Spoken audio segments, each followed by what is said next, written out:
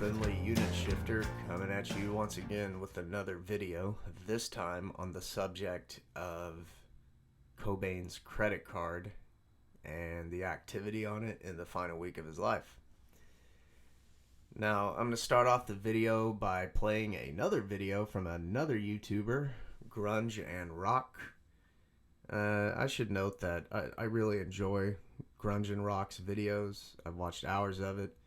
He seems like a really cool guy, but there is one key aspect of this particular video that I disagree with, and I'm going to play it now, just over a minute here.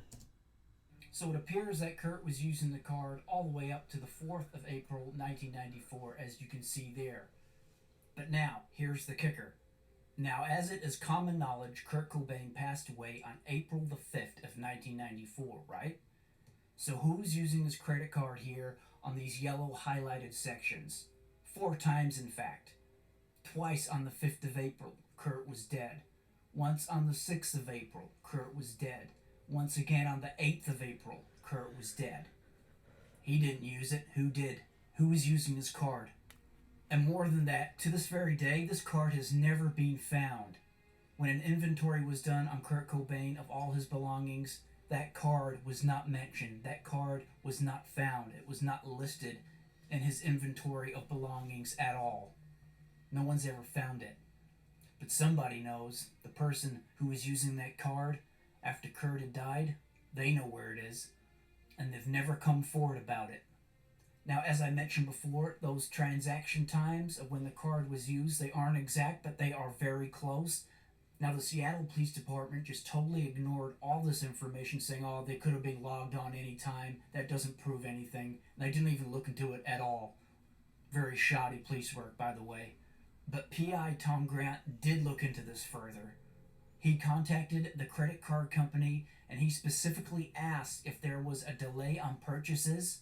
The credit card company responded, sure, there can be delay on purchases. But it would only be a few minutes, or in some cases an hour or so, but never a day or more.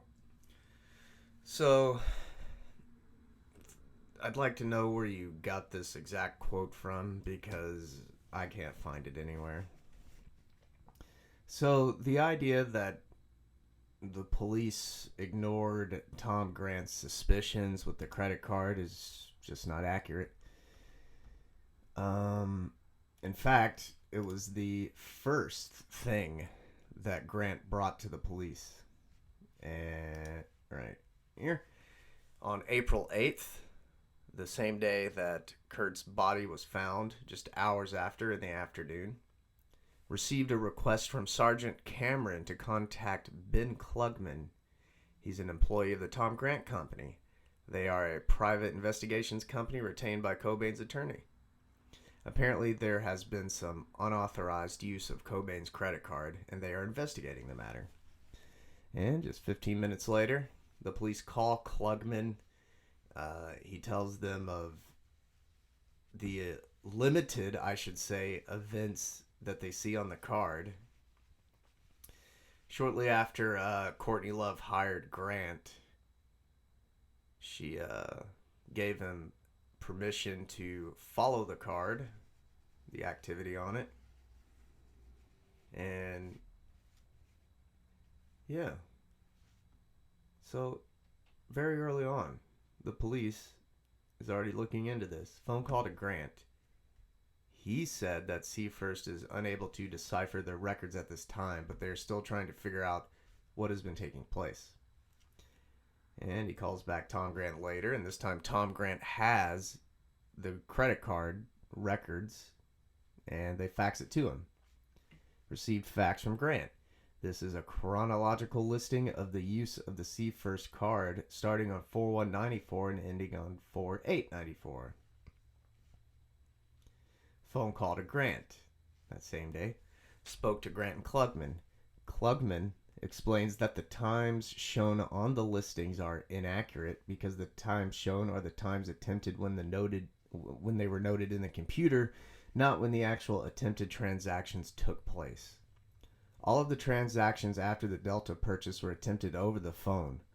So Seafirst has no idea where they occurred, since the card was canceled and two transactions actually took place. Klugman said that he had talked to Courtney Love and she told him that they lent their credit cards to people frequently and she doesn't know whether or not Kurt gave the card to someone. Klugman added that Seafirst Security told him that this is all of the information that is available and they would not be able to get anything further out of their systems. Checked Cobain's wallet. There is no Seafirst card with the above listed number in the wallet. There are 2 teller cards with different numbers in the wallet. Phone call to Grant to find out who they think last saw Cobain alive. He said that Courtney Love called him. They were in a 3-way conversation with their attorney. Love told him that their driver, Linda, picked up Kurt at SeaTac on 4/1/94. He asked about the reports in Seattle papers concerning the last people that had seen Cobain, and I told him that we had not given the information to the press. So it looks like the police were looking into this, and I should also note that this was right before they started interviewing various people to find out Kurt's movements in those final days. Most notably, they contacted, I believe it was Seattle Limousine, yeah. So they contact Seattle Limousine on the advice of Courtney, really, who said that Linda had picked up Kurt.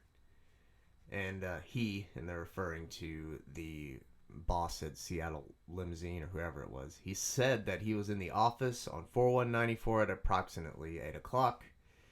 He received a call from Cobain. Cobain told him that he would be arriving in Seattle at approximately 00:47 hours, 12:47 at 4/2/94, and wanted to be picked up. And, they eventually actually called the driver. She said she was at home during the evening on 4/1/94, and then she received a call from her employer. He asked her to come to work to pick up her client. She said she was directed to pick up Kurt Cobain at Delta Airlines Flight 788, which was to arrive at 12:47 on 4/2. She said she drove their black Mercury Marquis to the airport because Kurt didn't like limousines. She said the flight was about 10 minutes late and that Cobain was talking to some other people when he got off the plane.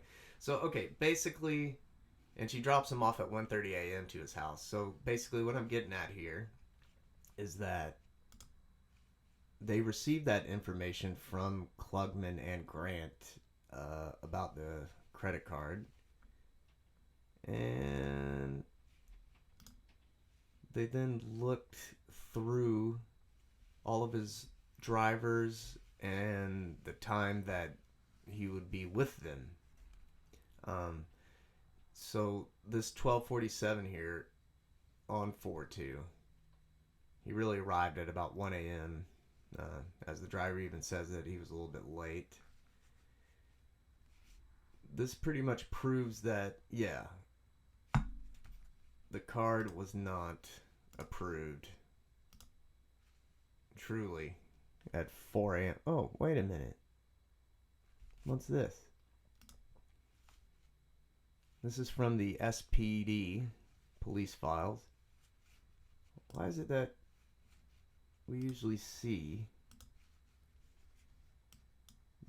this version and not this version? This is always the edited version that Tom Grant, puts out, and it seems to be the only version that people are talking about mostly.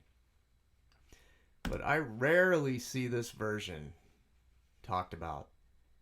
So what is this exactly? So from here all the way down to here, this is what we're used to seeing from the 2nd to the 8th. But before that, April 1st, a bunch of purchases. This is actually, and you don't see this on Grant's version, an authorization summary, April 1st to 8th, 94. Why the hell does Tom Grant not show this full version? Maybe because it provides a little bit more context. So, before I get into that, there is this idea that the time discrepancies aren't that much. Some even argue 15 minutes. They said that in Love and Death, that they interviewed that same guy that gave Klugman that original information. Um, they said that they were told that transactions are usually just 15 minutes in discrepancy and nothing more. I find that ridiculous, considering that Love and Death contradicted their own finding supposed with that, because they acknowledge that Kurt didn't take off until around 10 o'clock from LAX, because he didn't get into Seattle until about 1 a.m. April 2nd. So it's not 15 minutes. The card has shown up as 4 a.m. on the transaction log. And he bought the ticket around 6 to 8 p.m. Nobody really knows for sure. Anybody who says they know the exact time that he bought the ticket, I just don't. It's from 6 to 8 o'clock. Basically, yeah. It's a lot of hours in between then. I mean, 8 to 11 hours. Not 15 minutes. So, what does this all mean when we start looking at the rest of this? So, the biggest purchase on this version, which is the full version, is this 4,262 transaction for Whole Earth here at Concord. Now, this is near San Francisco. And I read that, and this is the Wikipedia definition, that this was a countercultural retail store based off of the old Whole Earth catalog, I believe it's called. If that's not what it's called, I don't really care. And the card was not present, but regardless, 4/1/94, 2 a.m., if we're going by that exact time, Kurt was still in Exodus. But we know it's not the exact time. We'll back it up about 8, 9, 10 hours. So maybe about 5, 6 o'clock on March 31st. Even then, that was the first full day. That was the only full day that Cobain spent in Exodus. So if we do go by the 8 to 10 hour theory about trying to figure out the actual discrepancy, then Cobain isn't the only one using this card. Maybe Courtney's using this card. Maybe someone else is using this card. This was way after he purchased that ticket, way before his body was found, and yeah. Way before, you know what I mean. So, what does this really mean? I think it lends to the idea that, yeah, other people used their cards. So, let's look at another aspect of it. In Seattle, on the afternoon of April 1st still, the card is actually present. This is the first time the card is present on the transaction. None of it is officially seen as present. You know, this is where Courtney canceled the card. In Seattle, card present, the afternoon of the 1st. Courtney was in the peninsula. Kurt was in Exodus. So who's using this card present in Seattle? Probably someone from their entourage, more than likely. And then you see just a couple hours later, they're already back in Beverly Hills at Barney's. It's a high-end clothing store, I guess. And I looked into where this location used to be in Beverly Hills, and it is a stone's throw away from the Peninsula Hotel. Oh, Courtney was using his card, possibly. Yeah, it's possible she was using his card. I find it irrelevant because this already blows up the whole idea that someone took the card from Kurt in the greenhouse. Now, this is my theory. I don't think Kurt had that card by the time he left LA. The purchase that he made for this plane ticket was through the phone. Every attempted purchase afterwards was also on the phone. I mean, people forget. I mean, you could just simply write down the digits somewhere. And yeah. Now, looking at these transactions here, the travel and entertainment, 2,000, 4,000, 1,500 just about, and 43.29, these last ones here. These are very similar to these up here, travel and entertainment. 3,500 decline, not sufficient funds, tried again, 3,000 approved. And whoever was likely using the card at this point was probably, in my opinion, using this card when they were traveling from Seattle back to Beverly Hills. Kurt and Courtney had an entourage. They were going back and forth all the time doing things. Even Tom Grant in Soaked in Bleach, he talks about how there were many people inside Courtney's ill-fated in-house rehab. Just running errands for her. Mostly picking up drugs, probably. But running errands nonetheless. Maybe even buying some new clothes, some nice clothes. I don't know.